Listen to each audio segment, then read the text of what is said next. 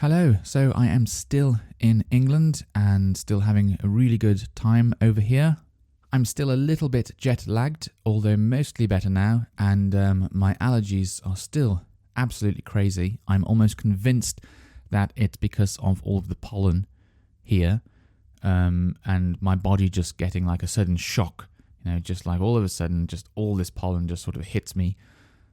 Whereas if I'd be like living in England, it would just sort of like come more gradually, like build up more and more. It's still a bit difficult to talk to you in a clear voice when I'm making a podcast, so please excuse me for that. But anyway, I have been able to attend my sister's wedding now, which was the main point, the main sort of reason for me coming over to the UK at this time of year. She had a wedding in August, which I think is a popular time to have it in England because it's one of the warmer months. Anyway, I'd just like to tell you a little bit about that because I did really enjoy the wedding, even though I would say I'm sort of quite a typical English male, an English bloke, in the sense that I would say that weddings aren't really my thing. I've seen some females who get particularly excited about the thought of attending a wedding and so on, but I would say they're not really my thing, but I do find it a lot more interesting going to one when it's, someone you knew, and obviously this is my sister's wedding, so yeah, a lot more interesting. But like I've said, I'm not really the type of person to sort of get excited about them. I mean, it's nice. I can appreciate it. It's a nice celebration, and it's often held in like a really nice room and so on. But I don't know. I just get this impression that typically, although maybe not these days anymore, but perhaps typically in the past, like it would be something that would, girls, ladies might find more exciting than men, perhaps. But anyway, I did really enjoy it a lot more than I thought I would, actually. So how did the day start? I'm just trying to remember it all. We travelled about, I think it was an hour by car to a place called Stafford, which I don't believe I've ever been to before. And we arrived at the hotel. So what was happening was there was like a sort of lounge and bar area that was being hired out for the purpose of like a wedding reception. And it was agreed that everyone would sort of meet here and then make our way to the room that was being hired out, where my sister and her husband-to-be were going to be married. So we arrived at this hotel, and I thought, wow, this is actually a really nice hotel. It was very fancy inside, but sort of like traditional. It looked like a very traditional sort of English style.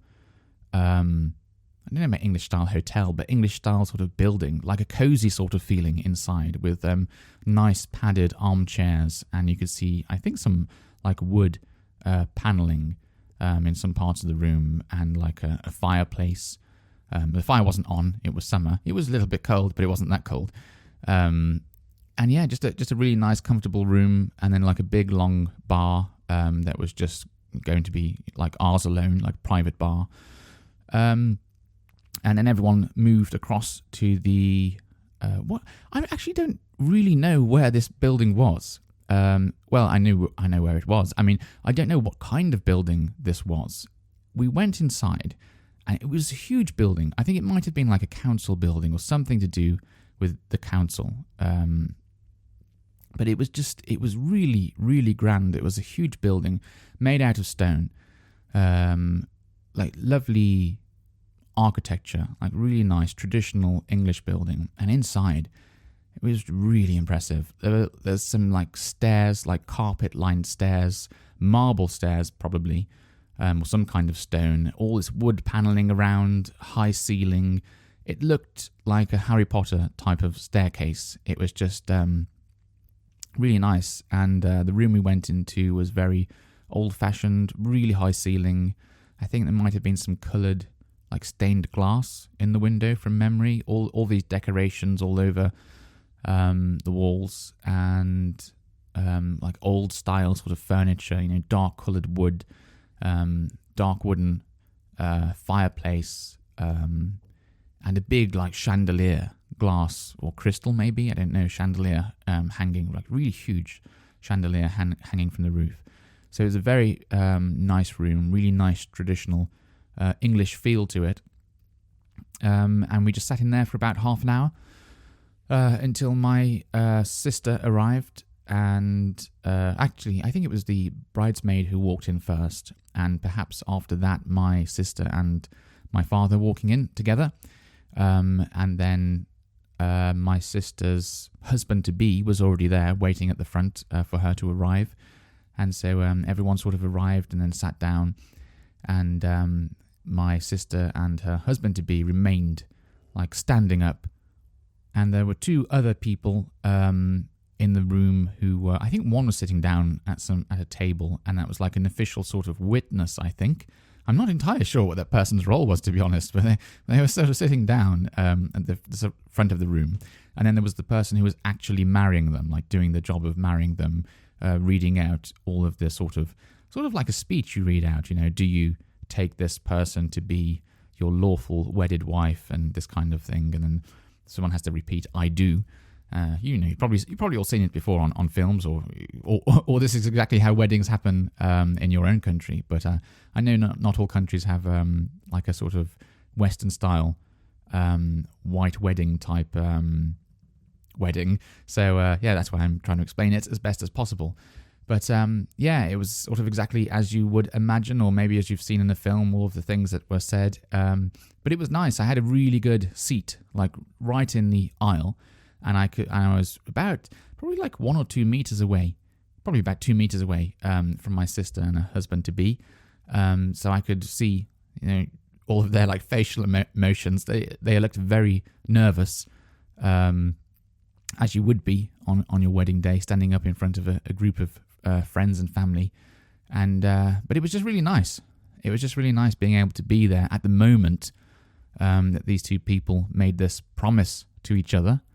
To spend the rest of their lives together and to look after each other. Yeah, it was. When I was there and I was sitting in the room and I was watching it, I was thinking, I'm glad I've been able to come. I'm glad I've been able to have this time off work and able to book a flight and get over here. And despite all of the problems I'd had with all the delays, I was a bit worried actually when we were having all of the delays with the typhoon. I thought, like, what if I get delayed and another typhoon comes and there's more delays? Can it be, or there's no more flights booked available to like rebook until like after the wedding? I mean, that kind of thing can happen. But so it was a bit of relief as well when I was sitting there and I was watching everything and I was thinking, finally, able to do it, able to get here, and it all went to plan. It was really nice being there and being able to experience that. And then afterwards, there were lots of photos being taken. There were 2 photographers at this wedding, and just quite a lot of photos being taken, like immediately after the wedding, of like certain people, like, oh, we want this person and this person and this person now, and next we want this person and this person together, and just that kind of thing. And then there was a big group shot on these like fantastic stairs in this, that fantastic room I described to you. It looks a bit like something out of Harry Potter. And then after that, everyone made their way back to the hotel. And that's where we went into the sort of like lounge area and the bar that was just like closed off only for people from the wedding. And had a bit to drink. I didn't have a lot. I mean, it was the afternoon. But it is customary to have a drink at a gathering after a wedding. So I had 1 pint of beer, which was rather nice, I have to say, draft beer. And later on, someone brought around something like champagne, so we could make a toast. A toast? Toast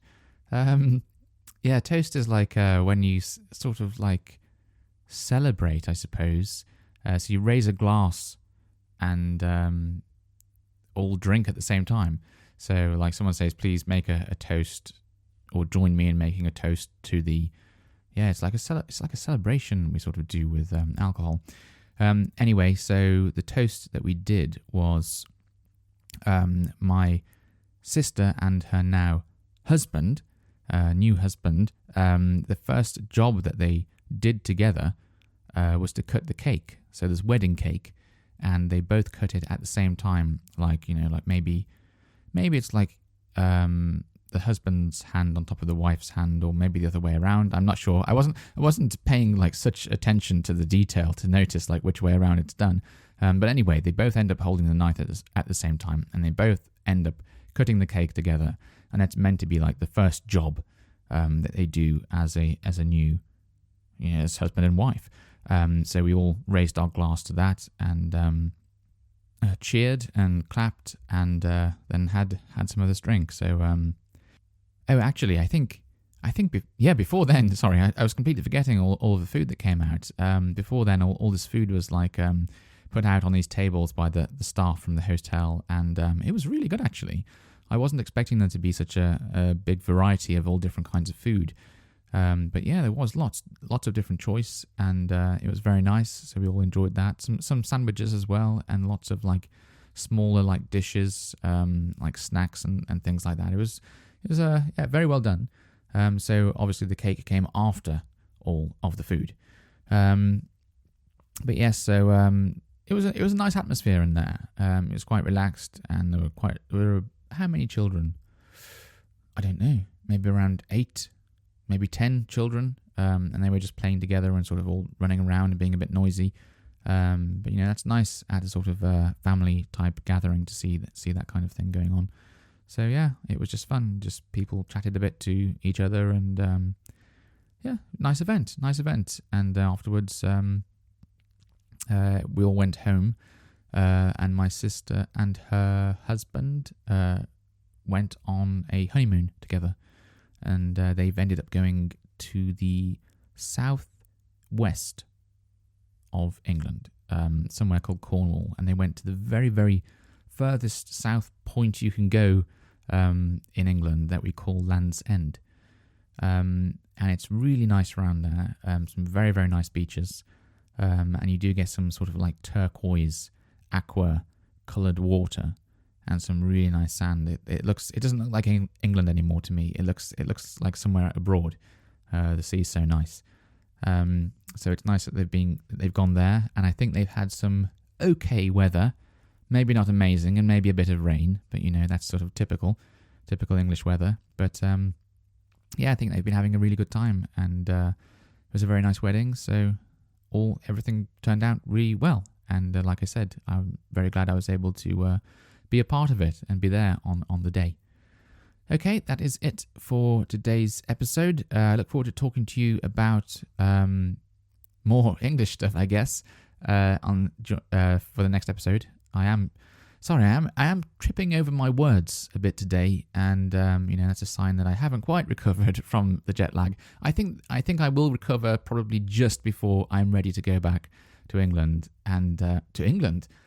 Just before I'm ready to go back to Japan, and then I'll have to like deal with jet lag all over again when I arrive in Japan. But that's the way it is for me. For some people seem to get over it really quickly, and for some people it takes about 2 weeks, and that's me, sadly. But anyway, the wedding was great, and I look forward to speaking to you again soon. Bye bye.